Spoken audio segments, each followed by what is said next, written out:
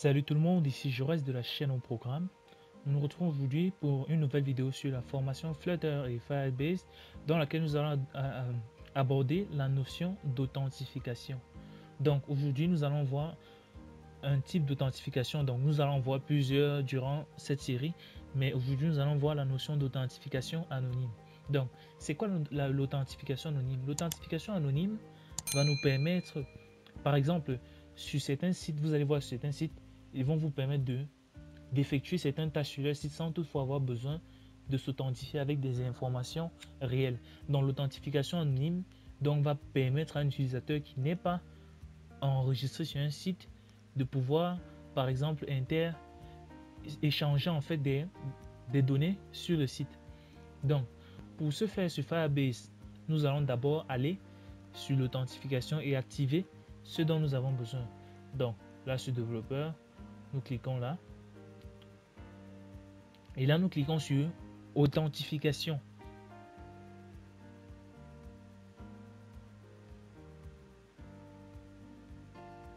Une fois sur la page d'authentification, vu que c'est notre premier projet, nous allons donc cliquer sur commencer.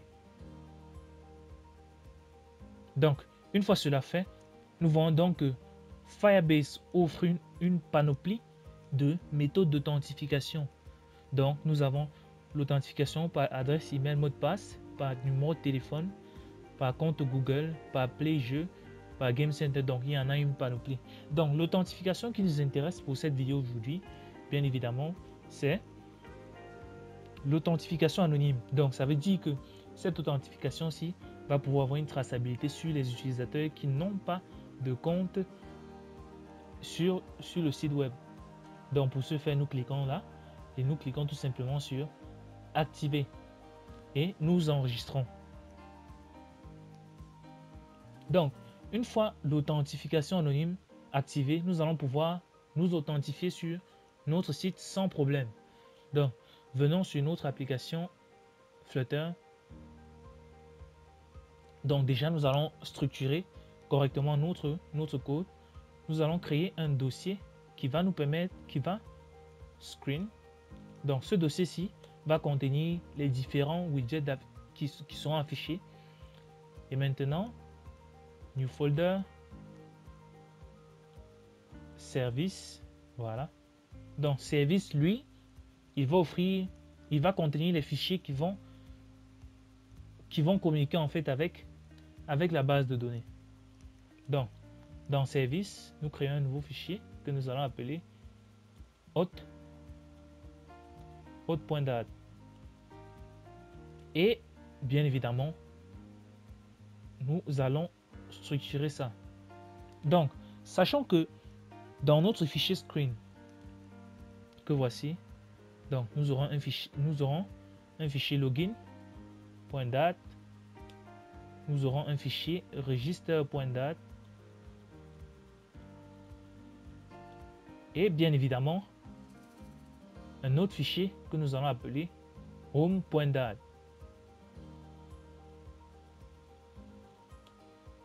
Nous aurons aussi un autre fichier. Donc ce fichier-ci va nous permettre de faire un basculement entre un système de connexion, un système en mode connecté et un système en mode déconnecté. Ça veut dire que l'utilisateur qui est déconnecté n'aura pas accès à la page d'accueil.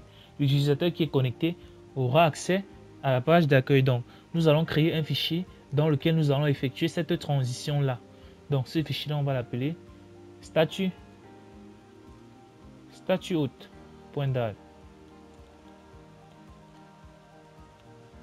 Voilà. Donc, dans notre login, donc stfull login page et nous importons notre bibliothèque matérielle ici.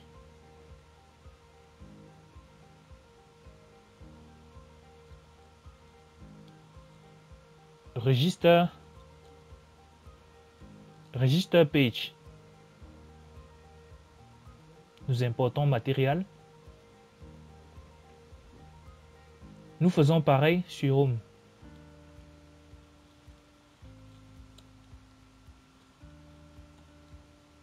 homepage. Et nous importons, comme toujours, notre matériel. Statue.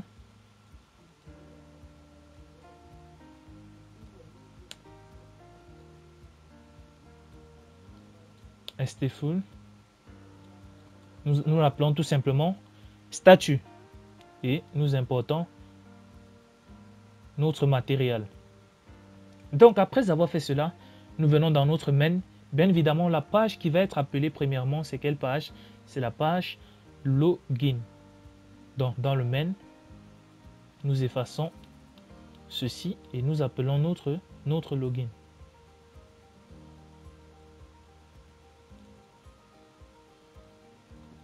Donc nous laissons tout simplement le matériel app.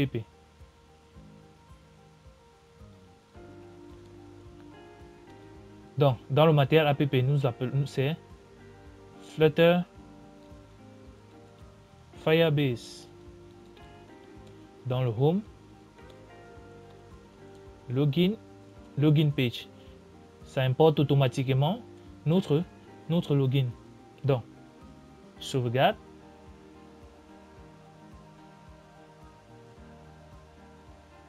Donc, je viens dans mon login page. Qu'est-ce qu'on retourne? Un scaffold.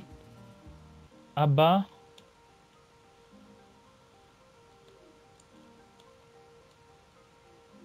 Donc, dans le app, on met title, texte, login, center title, true. Voilà. Donc, maintenant pour enlever cette barre ici debug, nous venons dans le main tout simplement dans le matériel. Debug, show checked banner, on met à false. Nous sauvegardons. Donc la barre va disparaître. Maintenant, pour le login anonyme, nous allons mettre pour une première un bouton directement dans notre app bar. Donc en body, on met center, shield, rest button, login. Donc dans le on-press, nous allons appeler notre fonction de login.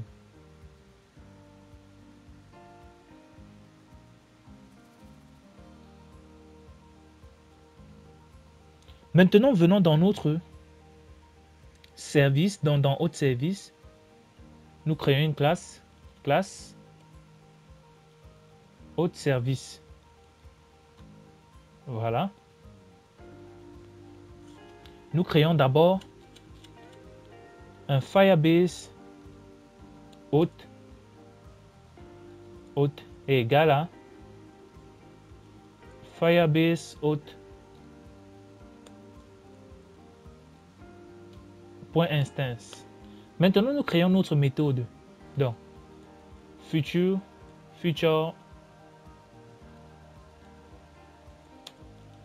sign in anonymous. Voilà. De type asynchrone. Nous capturons, nous faisons un try. Donc, try au cas où on ait une erreur. Nous faisons quoi?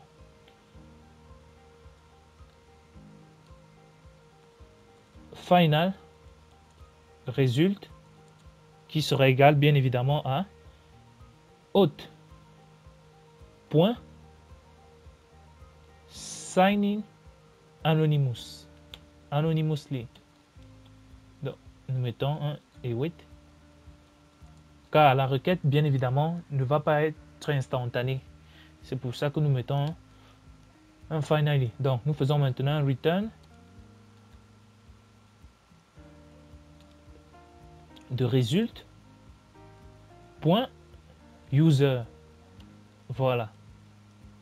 Sinon, dans le cas contraire, nous faisons tout simplement print de E. Et là, nous faisons un return de nul pour dire que le login a échoué. Donc, nous venons dans notre login maintenant et nous importons bien évidemment dans hôte service, hôte qui sera égal à hôte service. Voilà.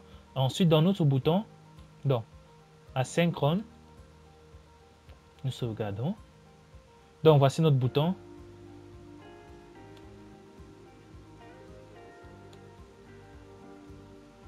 Dans le shield, nous mettons un texte.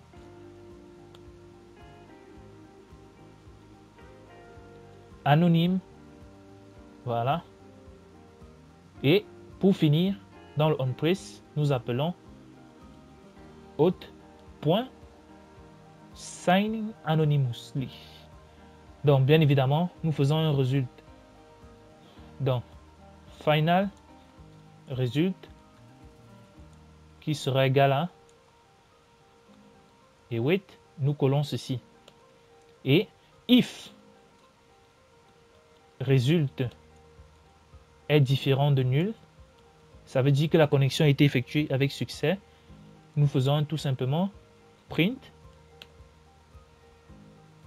connecté avec succès. Et là, nous faisons un print de résulte, car c'est la valeur de l'utilisateur que ça va retourner else. Nous faisons un print de échec de connexion.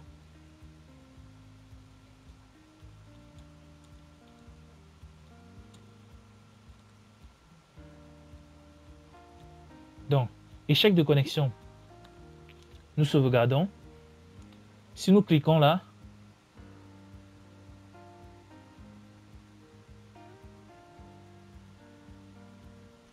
donc là maintenant nous rencontrons un autre problème que nous devons d'abord résoudre.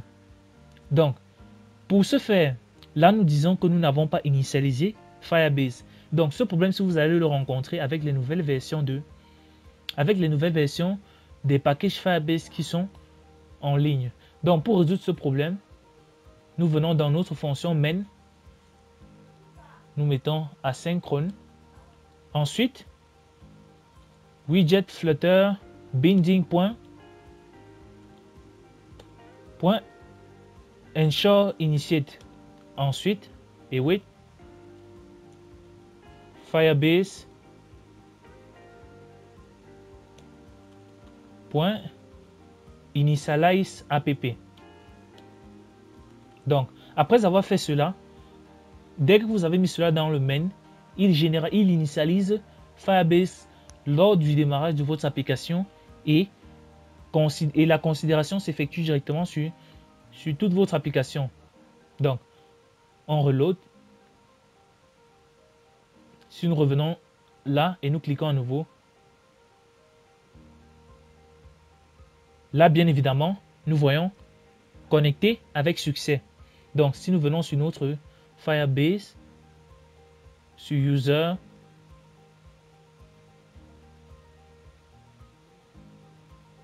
là, nous voyons que nous avons un utilisateur connecté qui s'est enregistré le 23 novembre 2020.